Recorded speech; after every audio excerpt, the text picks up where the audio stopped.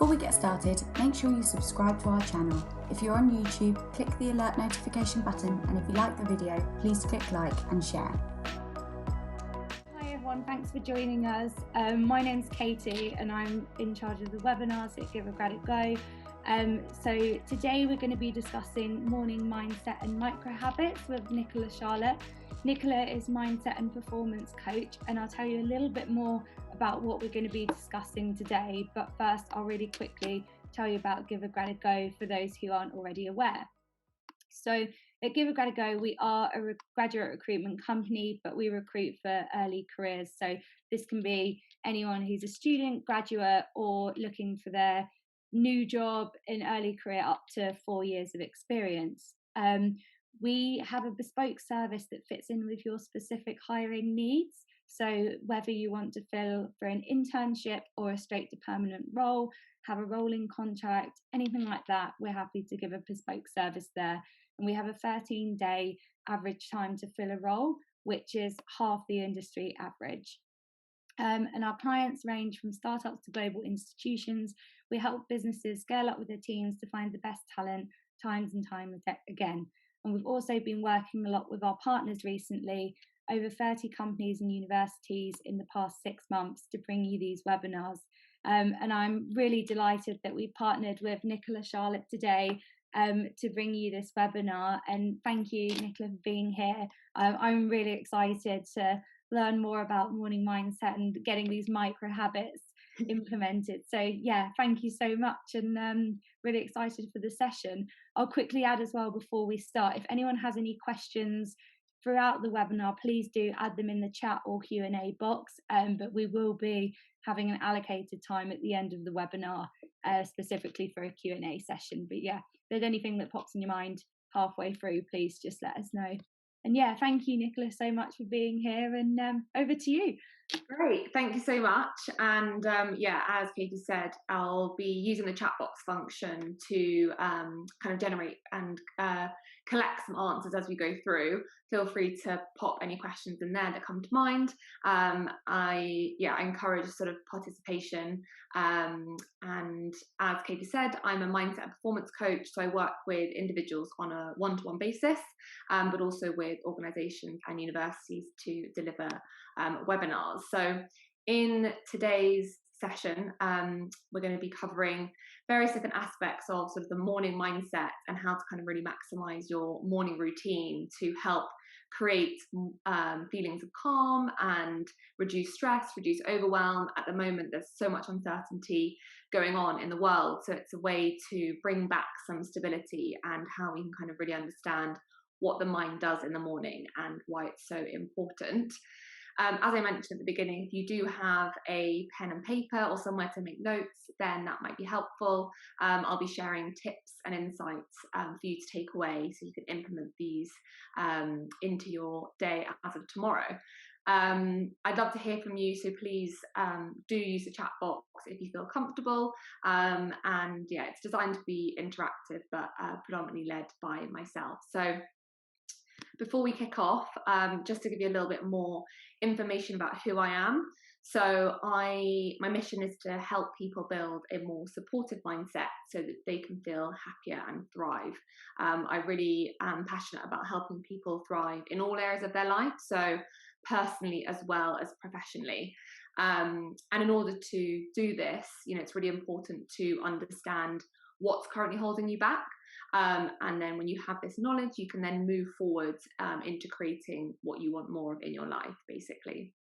Coaching is an incredible tool that helps to promote self-awareness, which is an attribute that supports decision-making, relationship building, and also provides an ability to manage tricky emotions more effectively. Fundamentally, it helps you to build a healthier, more resilient mindset so that you feel happier within. So this idea that if you feel good, then you can do good. And that's really where a lot of my coaching work is centered around. There are a number of benefits, but increased confidence, improved clarity, so understanding what's important to you in life and what you want to create more of, a healthier mindset, and a happier self. So it's this idea that we can be mentally fit as well as physically fit, and coaching is a way to develop your mental fitness.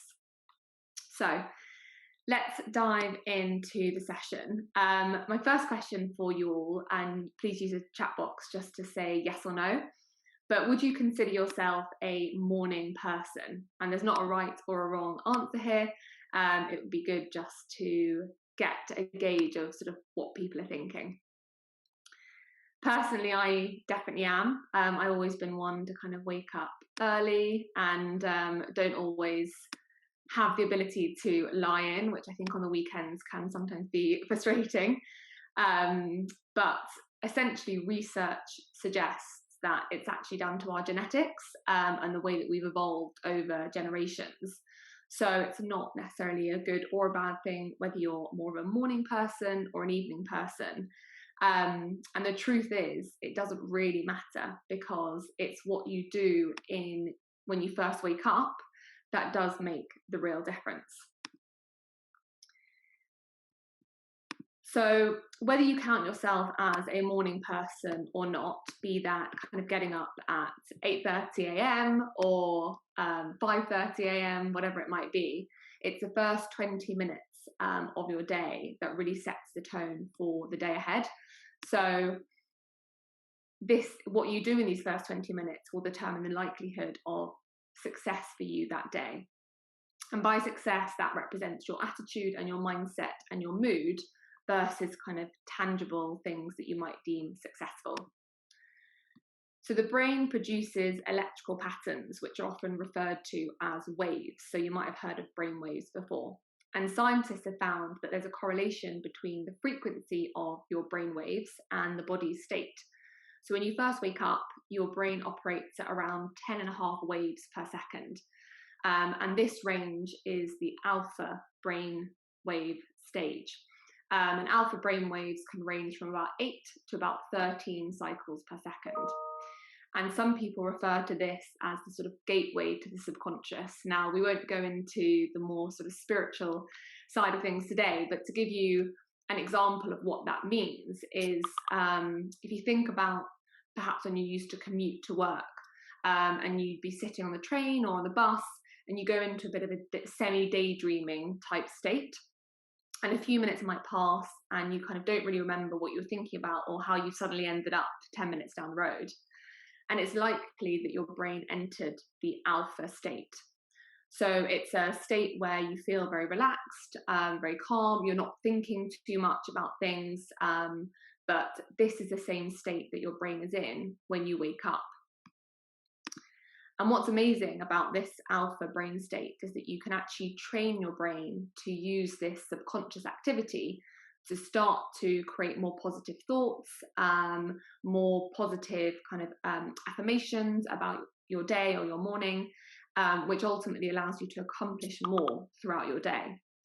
So it's almost as if you can kind of speak to your brain when it's in this less active state, because there's less noise around, there's less distractions, and we feel calm versus feeling stressed or irritated. And when your brain is producing these waves, these alpha waves, it's responding to activities such as meditation or kind of relaxing, very low-paced activities that reduce your stress levels and help you to feel calmer. So if we're not conscious or mindful during, say, the first 20 or 30 minutes of our day, i.e. we're rushing through the motions, we're on autopilot, we're not really thinking, we're checking Instagram, we're looking at our emails, we're counteracting this calm alpha state, that's the natural state that we have when we wake up. So what we need to learn to do is to really maximize the alpha brain state. And I'm going to go on to explain kind of why this is so important, but also how you can do that. So the reason why alpha waves are so important and why it's useful to know that you have this in the morning is that you can actually actively generate more alpha brain waves. So if you're feeling stressed or unfocused or even just lacking motivation, maybe at work or sort of in the afternoon after you've had lunch, you can use certain techniques that help to boost your alpha brain waves. And recent research shows that the stimulation of alpha brain waves may help you make you feel more creative, less anxious, less stressed, and generally feeling more relaxed, which therefore helps you in making tricky decisions, thinking more clearly, but also to stay more focused. And obviously at the moment, given that we're all working from home, I know that a lot of people have been experiencing kind of mental fatigue because they're not being exposed to different senses, new environments, and the monotony really has had an impact on things like focus, motivation, and energy. So doing small activities that boost these alpha brainwaves can really have an amazing difference. So as I said previously, you're producing these brainwaves when you're feeling relaxed and not processing too much information. So in the morning as a prime example, or even before you go to sleep as well, but also when you're practicing things like meditation or breath work, or even yoga. So it's a good reminder that whilst mornings are a key time to practice more low-paced calming rituals, you can also turn to some of these during the day when you feel like things might be getting a little bit too much, or you're feeling stressed, or you've got a big presentation coming up. Understand that there are tools and techniques that are very simple and quick to do that help generate these alpha brainwaves. So with this in mind, I'm going to lead you through a short exercise, which is made up of 2 parts. And both of these are examples of activities that help to generate alpha waves. And it might be nice just to jot these down as a little kind of, what I sometimes say to my clients is to create a toolbox of things that work for you. As when we're feeling stressed or anxious or overwhelmed, we're not thinking rationally. So we often have very simple, effective tools that we can use, but we don't remember them in the moment. So if you can create a little toolbox of, maybe a sticky note on your desktop or in your diary that you can flip to, that can be really helpful moving forward.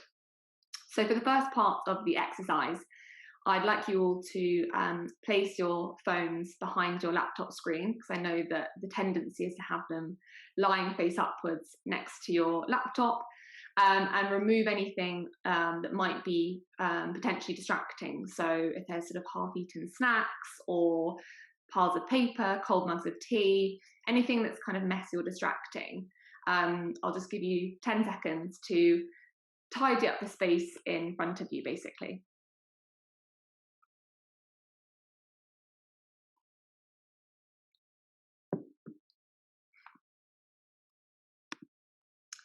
So now that you've cleared the physical space in front of you, I'm going to lead you through a 2-minute exercise that involves a breathing technique called box breathing, as well as an internal body scan. Now, these are designed to help instill focus and just bring your minds to settle. I think, we can all agree that there's lots going on at the moment, whether that's at work or personally, but also externally as well. And if we're not conscious of all this activity going on up in our minds, then it can really distract us from the work that we're trying to do kind of in our day job or just day to day. And this is just an exercise that I call kind of clearing the space that I do with clients as well, but it's something that you can really do and incorporate into your routine, whether that's in the morning before you start work, but also, as I said, in instances where you might be feeling particularly stressful due to work commitments or external pressures. So now that you've cleared the physical space in front of you, I like to think of this as kind of clearing your mindset or your mental headspace. Because sometimes we do need to signal to our minds that it's time to quieten down a little bit. So I can't actually see any of you, so no need to turn off your camera if it's already on, but if you feel more comfortable to do so, then please do. Otherwise, just close your eyes. And I'm going to lead you through what you need to do, so just follow my instructions, as it were. So I'd like you to take a deep breath in for the count of 2, 3, 4. Hold your breath, 2, 3, 4. Breathe out, 2, 3, 4. Hold, 2, 3, 4. Breathe in, 2, 3, 4. Hold, 2, 3, 4. Breathe out, 2, 3, 4. Hold, 2, 3, 4, and then take a deep breath in and just let your breath kind of go back to its natural state. And now what I'd like you to do with your eyes still shut is to imagine a horizontal bar of energy kind of inside almost your head, at the very tip of your head, that's horizontal. So think about what color this might be, whether it's sort of swirling around, whether it's moving, whether it's a static line. And what I'd like you to do is slowly move this bar of energy down through your body. So it's starting at the tip of your head, and you're going to slowly move it down through your face at a slow and steady pace, and just let it move down through the different parts of your body, moving it through your neck, down slowly through your chest. And as it moves down, it's pulling with it any feelings of stress or tension, any areas that feel like they're stagnant or stuck. And it's bringing with it an air of calm and focus. So keep the energy bar moving through your arms, down to the bottom half of your body, slowly down your thighs,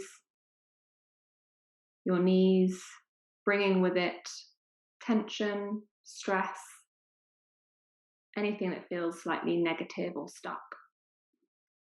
And when it gets to the tip of your toes, I'd like you to take a deep breath in and hold your breath for 4 counts, and then take a deep breath out. And to end this exercise, I'm just going to ask you to ask yourself this question: how do I want to feel today? And this is a really nice question to ask yourself in the morning before you start your day, with the reminder that you get to choose how you want to feel. You know, there's so much that might impact our mood externally, but when we set the intention at the beginning of the day of how we want to feel, then we can start to consciously curate a reality that reflects that feeling. So once you've had a think about that, open your eyes and just notice how you're feeling, both physically and mentally.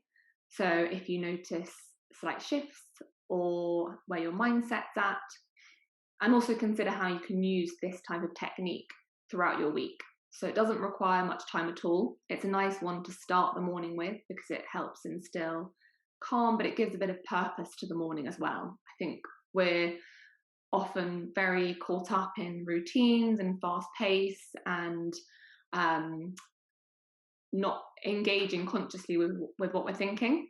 So introducing these kind of activities really can make a big difference. So tools like these breathing exercises, moments of stillness and clearing the space are ways that you can start to create stability and introduce more calming elements into your life, regardless of what's happening in the external environment. So they're methods that we can employ to actively shape what we want our reality to look like, or at least steer it in the right direction.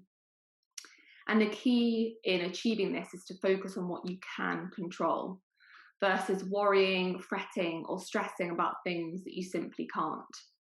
So if you're feeling anxious or stressed about an upcoming presentation at work or a really important meeting, the more you think about how potentially stressful it might be, or the possibility of Zoom not working, or how you haven't had enough time to properly prepare because it's something that your manager tasked you with very last minute, you're focusing all your energy and attention on these negative, unsupportive feelings that actually you're trying to get rid of. And by doing this, naturally these feelings of stress or anxiety or tension are going to linger and compound and actually get stronger.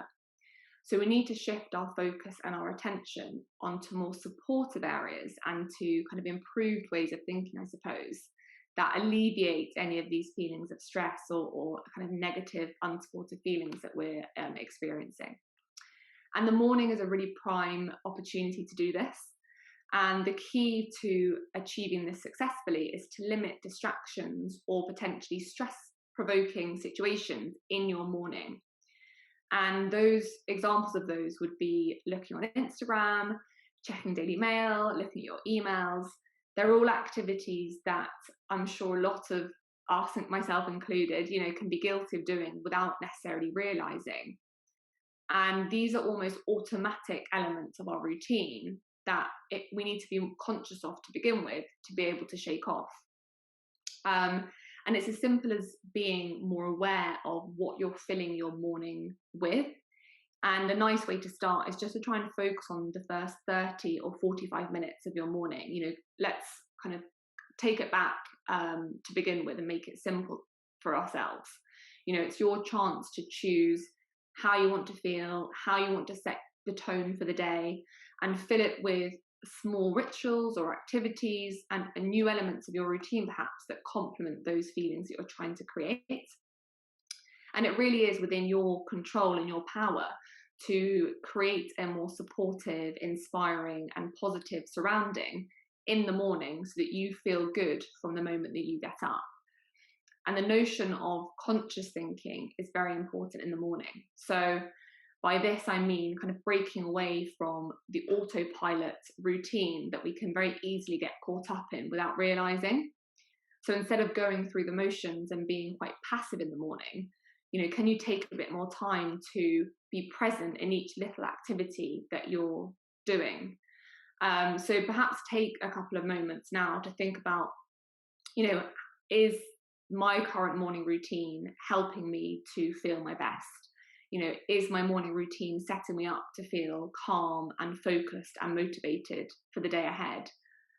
When we instantly reach for our phone in the morning, before we've even got out of bed and scroll through Instagram or have a quick check on our emails, not only are we moving our brain into this more switched on and active mode, away from the natural alpha brain state that I mentioned at the beginning, but we're suddenly exposing ourselves to potentially stressful situations or kind of triggers, as they're called, without realizing. So we might go into comparison mode if we've seen something on Instagram, that we're suddenly judging ourselves against, or jealousy if someone's doing something.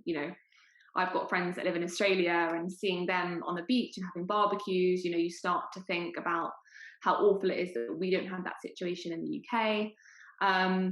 Or even things like, what radio channel you're putting on in the morning. Is that a news channel that's quite likely filled with lots of negative content at the moment? So we need to be more conscious about what we're exposing ourselves to so that we're eliminating the likelihood of stress materializing in the morning.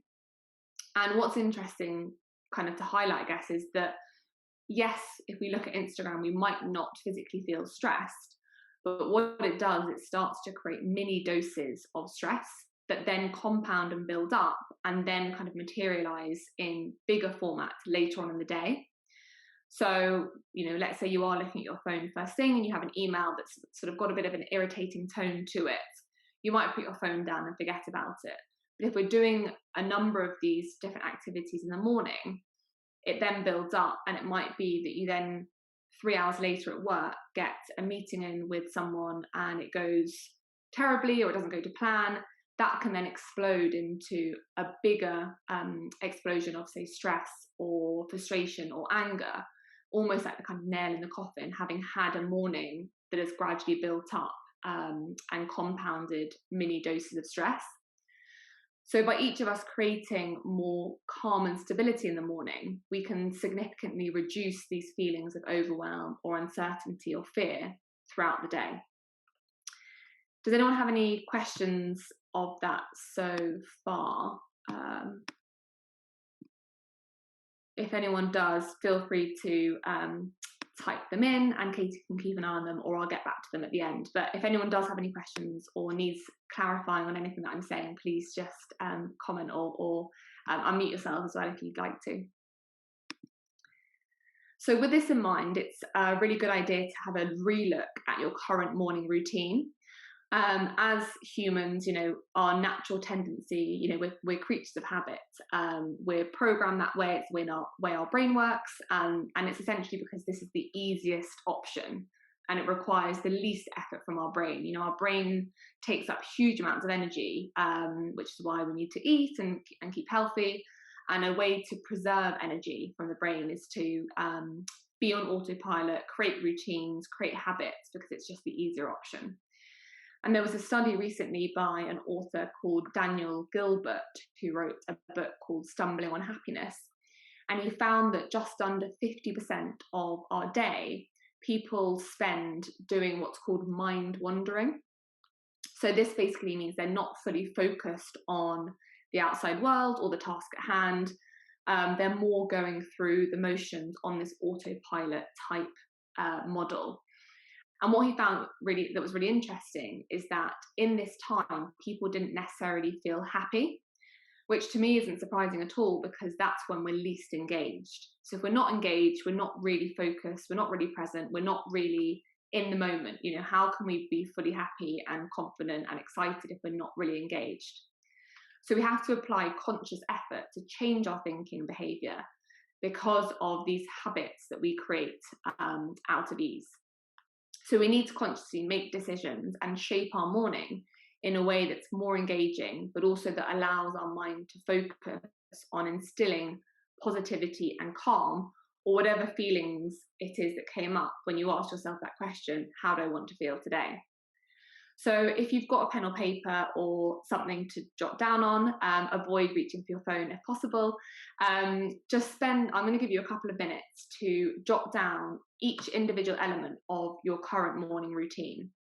Everything from as soon as you get up to, let's say, the first 45 minutes or hour of your day. I obviously can't see your answers, but just jot that down, and then we can go on to the next step. Yeah, and if anyone does have any answers that they wanted to share or anything that they do that they find really helps them, please do add it to the chat box and the Q&A as well. Yeah, definitely. I think one thing that I've really noticed is that we can often have our own routine, and we're so accustomed to doing things in a certain way that we haven't actually thought about doing things slightly differently. So sometimes it's really nice to share with colleagues or friends, because you get ideas to new ways of doing things which you might not have even considered before, but would really benefit you. Yeah, definitely. So Nikki's posted in the chat that she finds taking a couple of minutes each day to focus on gratitude helps, resulting over time in a feeling of contentment. Yeah, thanks Nikki for sharing. I definitely agree. It's one of those ones that I think a lot of people see as being a bit like Americanized or sort of woo-woo, because it's like, let's practice gratitude, but it's such a simple, effective way that you can literally take 1 minute to write down 3 things that you're grateful for each morning. And there will be resistance to doing it at the beginning because it's not in current people's routine. And if it's not in your routine, it's not a habit, it requires more effort. But actually, just by spending 30 seconds of writing 3 things you're grateful for really does help shift your mindset into this positive way of thinking, rather than stressing about something that might be coming up later on in the day. Yeah, absolutely. And I think even if it's not something that people are used to getting involved with, and it's something new that they want to try out, there's quite a lot of resources available at the moment and books that actually guide you through that. I don't know, Nicola, if you've got any in particular to suggest. I've got one that's called 6 minutes a day, and that's great, and it really guides you and tells you exactly what you should be adding. Yeah, I'll go into detail shortly about kind of how to start implementing these more positive habits. But yeah, there are so many resources out there at the moment. So with your this jotted down, have a think about whether your morning routine could be better supporting you. So that question that I asked at the beginning, how do I want to feel today? And taking a look at your current routine, is this the best routine possible to help you generate these feelings? Are there elements within your routine that you've sort of just been doing because that's what you've been doing for the last 12 months? Are you giving yourself enough time? This is something that I often speak to my one-to-one clients about, is are you giving yourself enough time, or are you sort of rushing through the motions and not being fully engaged? A nice way to instill more conscious thinking in the morning is by incorporating a slower paced, more focused yet relaxed ritual. As Nikki very kindly shared, could you spend 1 minute before you get out of bed thinking about 3 things you're grateful for? And it does sound a bit forced, and I totally understand. It took a while for me to get my head around it, but it's about including small daily actions every day that are supportive, are positive, are focusing your mind on things that are going to help you throughout the day. And it'd be interesting to know, if people do have current, either give me an example of these sort of activities that you currently have, or a yes or a no, whether you have anything like meditation, breath work, stretching, whatever it might be, that's this slower paced rituals that anyone would like to share. As I said, giving ideas would be really helpful for everyone else, I'm sure, as well. Yeah, Sharon's posted as well. Thank you everyone that's posted in the chat so far. Sharon said she does sometimes meditation, the gratitude list, 3 things she can do to make the day better. And I really like this one as well, a morning walk before looking at your phone. I think I find that such a struggle, because I'd be looking, oh, how much time do I have? Do I have any urgent emails to reply for? But yeah, no, I really love that. I guess with something that I do, thinking about the phone, is I put it on the do not disturb setting. So it means you can still use your phone for the alarm, because obviously a lot of people use their alarm, but not seeing any notifications that come through is really helpful, because otherwise you end up thinking, oh, I'll just reply to that one email. And then before you know it, half an hour's passed and you've replied to 3 emails, and you've looked at Instagram, and you've checked the weather and that kind of thing. So no, that's great. We've got a couple of questions through as well. Nicola, would you prefer to answer them now or wait until? Let me just check. I might answer some of the questions in the upcoming content. So I'll leave them for now, and then if any of the questions I've not answered, we can go back and I'll answer them. Does that sound good? Yeah, that's perfect. Okay, great. So so have a think about whether there are elements of the routine that you could change, that could support you better, and have an intention in the morning. So I think this is a really nice way, and I think someone mentioned it, sort of say what would make today great, what would make me feel good today, those sort of questions, as it doesn't take any time at all. They're little rituals and practices that we can introduce that help break up the autopilot routine of get out of bed, check your phone, shower, change, coffee, get to work. You tune into yourself more, and by that I mean you become more present with how you're feeling, whether you're feeling frustrated or tired or just having a bit of an off day. That's all normal and that's fine. But if we go through the motions and don't recognize that feeling, then later on in the day, when things do get stressful or we're presented with any challenges, it's harder to respond to these in the most efficient way possible. As I say, we do have to apply conscious effort to this kind of thinking. It's not easy, but we can start with small little steps, and introducing small elements at a time, which I'll go on to explain how we can do effectively. So when we apply more conscious effort in our decisions, we create stronger and new neural pathways in our mind, which is when our brain is in alpha state, it's the most effective, because there's least distraction. And this is something called neuroplasticity. So it's our ability to create new neural pathways in our mind. And what's really exciting about this is that we get to choose how active we are in this process, because regardless of how old we are, we have the ability to change and rewire the neural pathways in our mind, which is just amazing. And it's all about what you expose your mind to, and also what you're choosing to believe or tell yourself. Now, this is a huge topic, and unfortunately I can't go into much detail at the moment, but if you do want more information, feel free to contact me after. But as a sort of introduction, I suppose, if you keep thinking and focusing on including positivity into your routine, so wins of the day, affirmations, a morning mantra, positive thoughts, whatever it might be, then you're proactively dictating what you're exposing your brain to, i.e. you're feeding it more positive versus negative information, which then allows you to start thinking more positively and then acting more positively as well, which then inspires you to take action accordingly. So if you're believing that you're going to have a good day, you're feeling positive, you're grateful for, opportunities that are coming your way, then your action will be dictated by that versus the negativity, which might hold you back, keep you feeling stagnant, not take opportunities because you're kind of not believing that things are possible. So if we start to start off our morning with these more positive rituals and ways of thinking, then naturally it impacts our day, our performance at work, our relationship with our team members, our ability to deal with setbacks or challenges that we might be facing kind of in our external environment.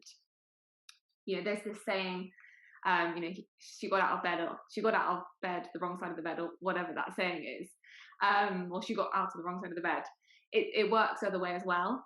So if we think as soon as we get up, what can we do? How do I want to feel positive? Then we really will notice an impact on our mind and our moods, which will have a positive impact on our professional performance as well at work. So it's this idea, as I said before, of breaking away from this passive routine and taking action on what we believe is possible for us. So our brain is constantly absorbing information, and we react in response to what we're feeding it. So content that we're consuming, things that we're listening to, things that we're watching, people that we're following on Instagram. So we need to consciously select what's going to be most supportive to how we want to feel. And as I'm sure you've realised, the morning is such a crucial way to do this. Each day, compounds into the next, and each day is a new opportunity to kind of create your reality, basically, depending on what content is there and what rituals make up your routine. But we do need to take more agency and more responsibility of this. We can all do a little bit more to help ourselves out. And it is exciting because we do have control of this element, and we can change things up, we can introduce new things, and it's just a nice way that we can help to channel more intention and conscious thinking in our morning to then help us feel at our best throughout the day. And the best way of doing this is through small daily habits. As I mentioned, it's these small daily actions that we want to be focusing on that's going to have the longest impact over a sustained period of time. So when we have these intentions and we have an understanding of how we want to feel, then we can start to create a morning routine that reflects that. So, what rituals are included, what am I thinking, what am I choosing to do? And it's really important that this is based and created around what you want. So it's your routine, this is what's going to help you feel focused, you feel calm, what you need to do to help generate those feelings. There's no should or comparison, what someone else is doing, because we're all different, we're all experiencing and feeling different things. So whilst it's really good to get ideas from other people, try and let go of this pressure that we should be getting up at a certain time, or we should be spending 2 hours working on ourselves before work. If that might be totally unrealistic. So it's understanding what small little things that you can do every day that are almost non-negotiable that will help you feel as best as you can each morning. And when we're adding new elements to a routine, or we're trying to create healthier habits, there's a huge amount of research to show that when we're doing something new, it should take minimal mental or physical effort for it to be effective. So basically what this means is the least amount of motivation that's required, the more successful it will be, because motivation comes and goes. You know, one day you might be feeling super pumped, super motivated. The next morning you might just feel like you want to stay in bed for an extra hour longer. So we need to think about these small little things that we can introduce. So for example, if you're wanting to incorporate more exercise into your morning, or you don't currently do any, start with 10 minutes exercise a day. You know, have the commitment that that's what you're going to do. If you want to start incorporating meditation, you know, start with 3 minutes meditation each morning. Perhaps you want to drink more water throughout your day. You know, have a bottle of water that's constantly on your desk at all times that's filled with water. And this is the concept of micro habits. So it's taking small steps to improve behaviors that will then turn into lasting habits. So we need to make sure that these behaviors that we're introducing stick around long enough to become habits, because once they're habits, we'll do them without thinking, and they'll require the least amount of effort. So it might seem quite a simple and easy way, but it's designed like that on purpose to make sure that you continually go back to do these activities over and over again versus for the next 5 days. So when we set these achievable goals, which are easy to reach, your brain releases dopamine, which generates motivation. So your brain learns what activities lead to these pleasurable feelings and releases dopamine as a way to encourage you to act again and carry out the same activity or habit again, because it's being rewarded. And the more it releases dopamine, the more motivated we feel, and then the more likely you are to experience long-term behavioral change, because you kind of subconsciously and automatically want to keep on doing these activities. So hopefully that makes sense, but please let me know if you want any more explanation on that. But a kind of another variety of micro habits is this habit stacking. So this is a concept that I heard about in James Clear's book, Atomic Habits. So this is another book that I would really recommend for anyone looking to either create more positive habits or remove any potentially negative habits that they want to try and shake off. And what's worth highlighting is that, you know, the concept of micro habits or habit stacking are designed to create lasting change. So I think a nice example is, you know, dry January. A lot of people, you know, maybe not as easily when it's a lockdown, but can manage to go without alcohol for 30 days. However, come February, people often revert back to similar drinking behaviours. So we need to think of this as like a marathon, not a sprint. You know, we're here to create lasting positive change gradually over time, rather than making drastic changes, which we know probably we won't stick to a month or so down the line.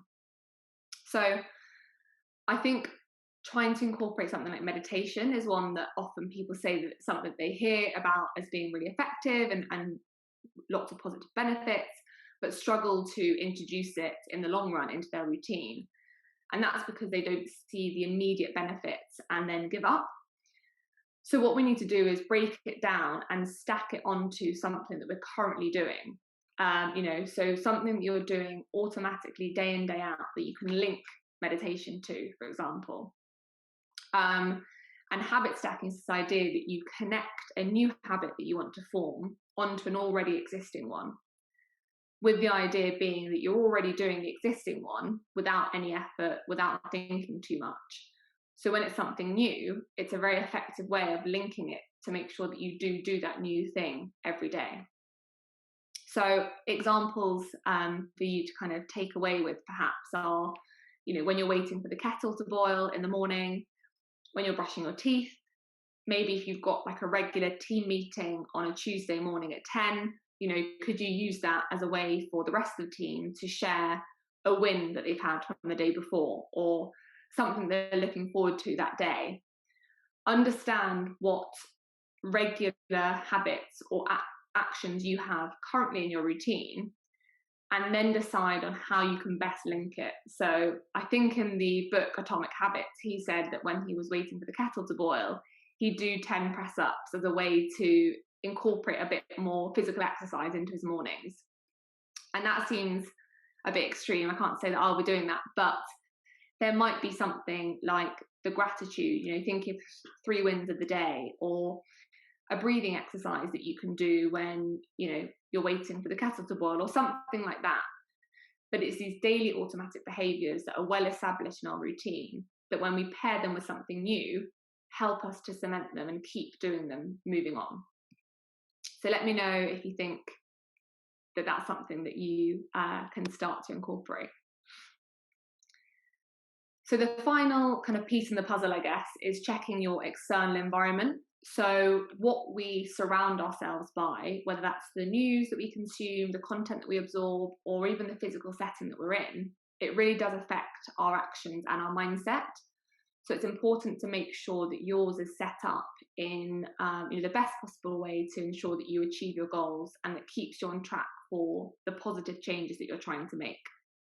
So we need to be kind of proactive and take action so that we're setting ourselves up to succeed. And we can do this by making really tiny shifts, whether that's putting daily reminders on your phone with sort of prompt questions or like triggers to help you remember things, creating a checklist and putting it on the fridge, placing a box outside your bedroom door to put your phone in, before you go to sleep. But also having someone that you can kind of check in with, maybe your team, a colleague, your manager, or whatever it might be. But because these new things that we're trying to create are new, they're not yet habits. So we need to set ourselves up in a way that will remind ourselves daily of how we've done this new activity. And that will look different for everyone. So the idea of sort of starting small is really important. Start small and start slow. The key to seeing the success is in the daily actions that you'll be doing, not these one-off big changes. So when these decisions become automatic, you then begin to build a stronger mindset where you're more mentally fit, you're more resilient, you'll have less stress, and you feel less overwhelmed. And it's advised that you don't do all of these things at once. Maybe there's 2 small changes that you'd like to prioritize, and then have the intention of committing to these for at least the next 3 weeks. It might just be waking up 5 minutes earlier and doing something productive in those 5 minutes that you've gained, or thinking about something small that you can change tomorrow. Is it that you turn off your Instagram notifications, or is it that you think about something that you're looking forward to that day?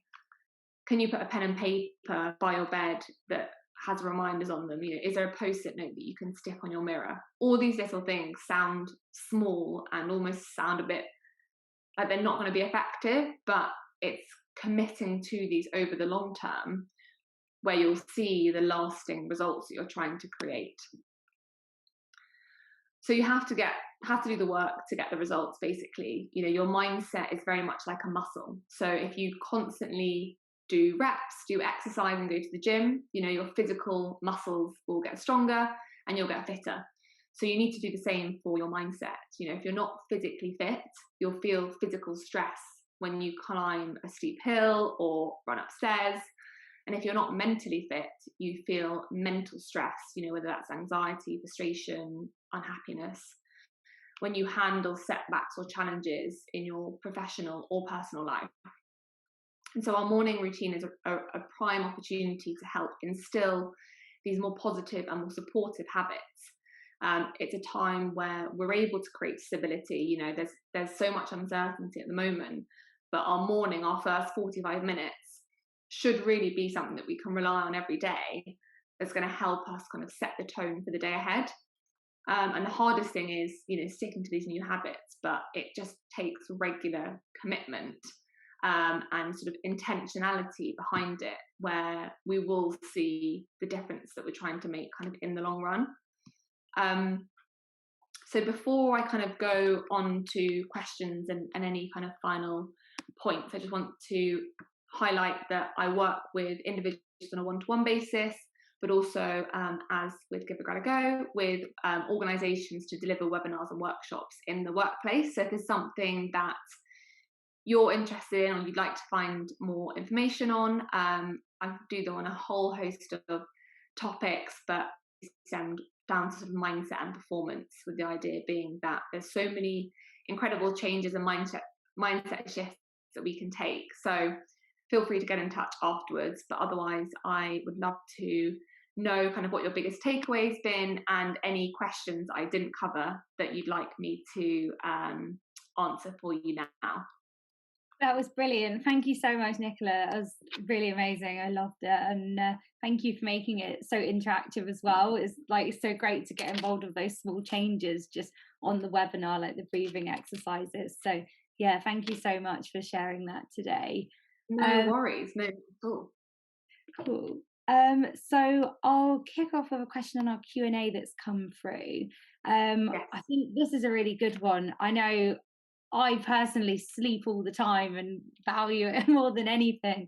And someone said, what are your thoughts on the balance of getting more time to sleep versus taking that time during your morning routine? So my first question back to that would be, what time are you going to bed? And I think sometimes, if we are looking to make shifts in our morning, obviously the evening is impacted by that as well. And when we're looking at the evening, you could almost do the same activity and think, what am I doing in my evening? From the hours of 6 when I finish work to the hours of midnight or 11 p.m. when I'm going to sleep. Are all of those activities kind of supporting me in the best way possible? Are they helping me feel my best the next day? Am I using my time as wisely as possible? And it's not to say that we should all start going to bed at 10 p.m. and not watching Netflix or anything. There's a time and place for that.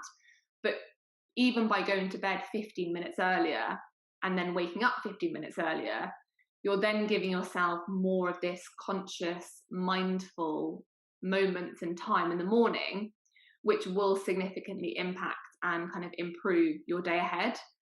And if people are realizing that perhaps they do go to bed slightly later than they need to, as with these habit changes, it's not a case of saying, okay, tomorrow I'm going to wake up at 6:30, because that's unsustainable. But if you can just wake up slightly earlier, you then have slightly more time in the morning to go for a 10-minute walk or do a 10-minute breathing exercise, or make a nice cup of coffee that otherwise you might not have had time for because you rush and you just do an instant coffee on the go. It's like these little things that we know would actually make us feel good in the morning, and giving ourselves, almost prioritizing ourselves and giving ourselves that time to make us feel good at the start of each day. So hopefully that answers the question. I'm sure it will. And that, I really like those little ideas that you gave. I think they're really great. And that leads on really nicely to the next question as well. So Sarah asked, do you think it's good to have a fixed routine in the morning, or to mix it up with different ideas, as you said, like the walk and meditation? I think it's nice to mix it up. I think once you're in a habit of waking up at a certain time and knowing what time you start work, you can then fill that morning with different activities that lend themselves to making you feel good. So for example, with me, I wake up early. As I said, I'm a morning person. But when you wake up and you kind of are present, you sort of think, okay, how am I feeling today? Am I in the right headspace to do a HIIT workout, or actually would I prefer to go on a half an hour walk? And when you have a bit more flexibility with your morning, or you've got as I said before, a little toolbox of activities that make you feel good. Maybe it's going for a walk with a friend and getting a nice takeaway coffee, or maybe you want to wake up and do an hour's worth of a project that you're working on, or reading, or doing a half an hour yoga. It's sort of planning ahead the day before so that you've got a morning kind of carved out, but it's not being strict whereby you feel like you're having to do things a certain way and there's no flexibility in that, because ultimately it's what would make you feel good, what would make that day a successful day, and being conscious and making a mindful decision around what would make up a morning to best kind of suit you, if that makes sense. Absolutely, thank you. And someone else asked as well, and I think I can definitely agree with this. I'm sure quite a lot of people can. How do you make the changes that will stick for a long time? Old habits die hard, and it's quite easy to default back to late nights and rush mornings. I think, especially for those people that have kids as well at the moment, homeschooling going on. Do you have any advice specifically for people who are looking to sustain it over a really long period of time? Yeah, I think it's important to kind of when we have intention is almost like focus on a week at a time, and have sometimes writing out a physical checklist of like, okay, have I and start with one new behavior change that you want to create, whether that's removing something negative or adding something positive. I like to kind of focus on the positive. So what would be a better use of my time versus, oh, I need to stop doing something. Writing out a list, setting up reminders, and then when you do, tick 7 days in a row off, treat yourself a little bit, reward, celebrate. It's a good achievement, and that might be in the form of getting, pastries on the weekend, or giving yourself a lie-in on a Sunday, or having a nice hot bath, something that you might not usually do, and honoring that. So then that in turn helps with the motivation for the following week. And if you take it kind of week by week, or even 3 days at a time, it doesn't seem like such a overwhelming, open, kind of expansive time. And that's often where people can kind of get a bit overwhelmed. So they think about where they want to be 3 months down the line. A good example is when people are looking to lose weight or to train for a marathon or whatever it might be, is they just think, oh gosh, well, I'm here now. How can I possibly get to where I want to be over here? Whereas if you think about what can I do tomorrow, what can I do today that's going to help support me or help instill this habit that I'm trying to create, each day you can kind of tick it off and make almost like a tally. And then you can really look back and see what progress you've made, and it makes it a bit more specific versus saying that you want to go to bed earlier every night. The more specific you are and the more you're able to kind of track that progress, then the more reward you'll feel internally, which will generate the motivation to kind of keep going. That's great, thank you. And Susie says, yes, smiley face. I love that you're breaking this down into bite-sized chunks and micro changes. So thank you for that. And yeah, thanks so much, Nicola. I'm conscious that we're getting towards the end of the session. So I guess as a sort of final question for you, perhaps, do you have a favourite micro change or the best micro change for you that you find that you do? I think the habit stacking works really well for me, and I wanted to try and get into meditation for so long, and I did it for a few days, and then I got distracted, and then I was like, oh, I'll do it tomorrow, and that's the classic example of when it will never happen if you do it tomorrow. And linking it to something that I was doing. So now what I tend to do is I'll wake up and kind of wash my face, brush my teeth, and once I brush my teeth, I'll sort of sit on the sofa and just meditate for like 10 minutes. And that means that I'm linking something that I always do. So now I almost would feel like guilty or something went wrong if I then went back upstairs to my bedroom. So I think being realistic as well, starting small. So if it is, I started when I was trying to get into journaling just by writing 3 things that I was grateful for, 3 little wins from the day ahead, and then you build it up slowly. So it's having that patience, but also being realistic with what works for you, which is why it's so important to not worry too much about comparing to other people, but just realizing what that would look like in your routine, and being realistic within kind of your current parameters. No, I love that. Thank you. That's perfect. Thank you so much. No worries. Thanks so much for having me.